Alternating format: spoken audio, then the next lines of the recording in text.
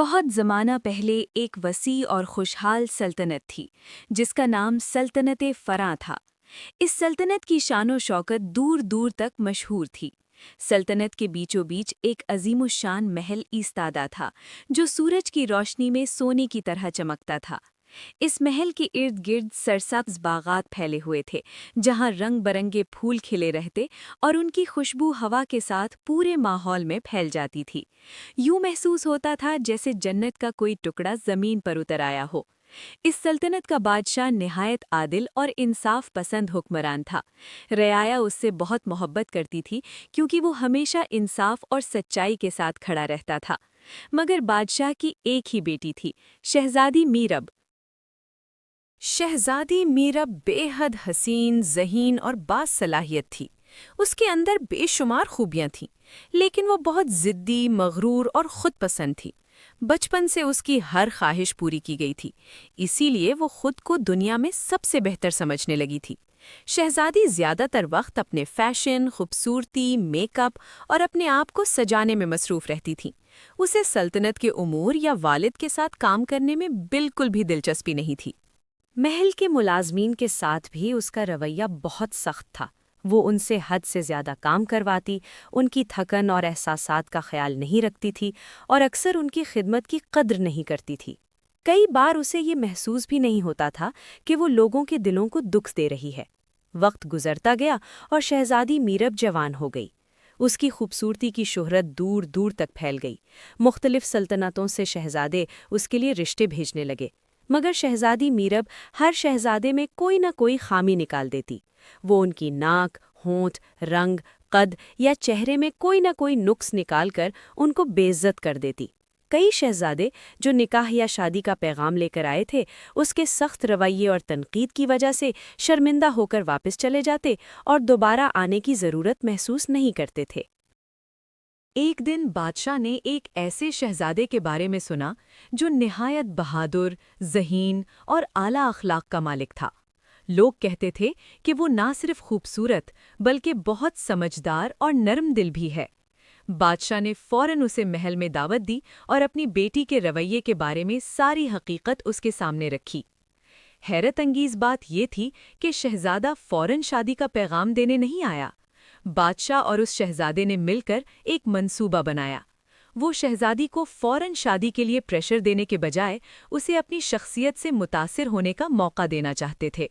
شہزادہ بلا شبہ اپنی شخصیت میں غیر معمولی، خوبصورت اور ذہین تھا، مگر اس نے کہا کہ وہ تو صرف اس خوبصورت سلطنت کی سیر کرنے آیا ہے۔ یہ شہزادی میرب کے لیے ایک نئی بات تھی۔ پہلی بار کسی نے اسے حاصل کرنے کی کوشش نہیں کی تھی، اور پہلی بار اسے یہ محسوس ہوا کہ کوئی اسے اپنی خوبصورتی سے متاثر ہو کر حاصل کرنے کی کوشش نہیں کر رہا۔ شہزادہ اس کے ساتھ سیر بھی نہیں کرتا بلکہ اسے نظر انداز کرتا، نہ اس کی خوبصورتی کی تعریف کرتا، نہ ہی کسی دوسرے شہزادے کی طرح اس کے پیچھے دیوانہ ہوتا۔ شہزادی آہستہ آہستہ اس کے وقار، اعتماد، نرمی اور بہادری سے متاثر ہونے لگی۔ اس کی شخصیت نے شہزادی کے دل میں ایک نئی خواہش پیدا کر دی۔ کچھ دن بعد شہزادی نے خود شہزادے کے پاس جا کر کہا، میں آپ سے شادی کرنا چاہتی ہوں۔ شہزادہ ہلکا سا مسکرایا اور سنجیدگی سے بولا، شہزادی میرب، آپ کیا سوچتی ہیں؟ مجھے ایک نیک، رحم دل اور ذمہ دار ہمسفر چاہیے جو اپنے ارد گرد کے لوگوں کی قدر کرے اور دوسروں کے احساسات کو سمجھے۔ آپ کا اپنے ملازمین کے ساتھ اتنا سخت رویہ ہے تو کل جب آپ ملکہ بنیں گی، رعایا کے ساتھ آپ کا سلوک کیسا ہوگا؟ خوبصورتی اور غرور کافی نہیں ہوتے، دل میں نرمی، انصاف اور ہمدردی ہونا ضروری ہے۔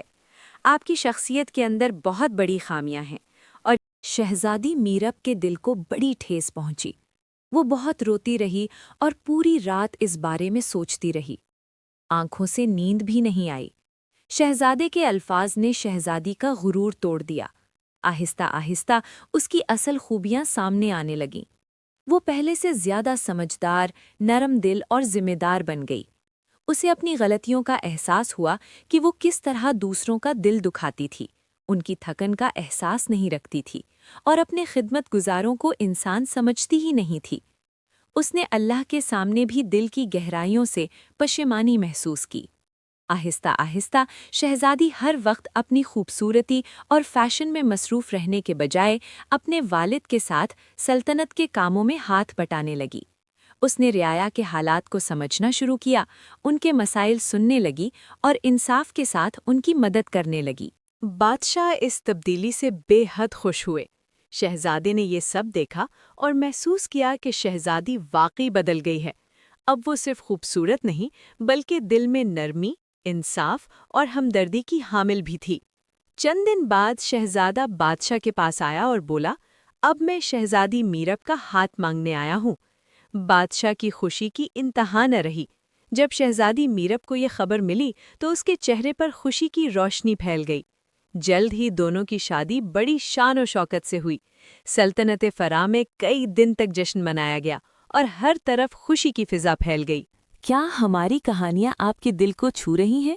تو فوراً ویڈیوز کو لائک کریں، سبسکرائب کریں اور ہمارے ساتھ اس جادوئی دنیا کے سفر میں شامل ہو جائیں۔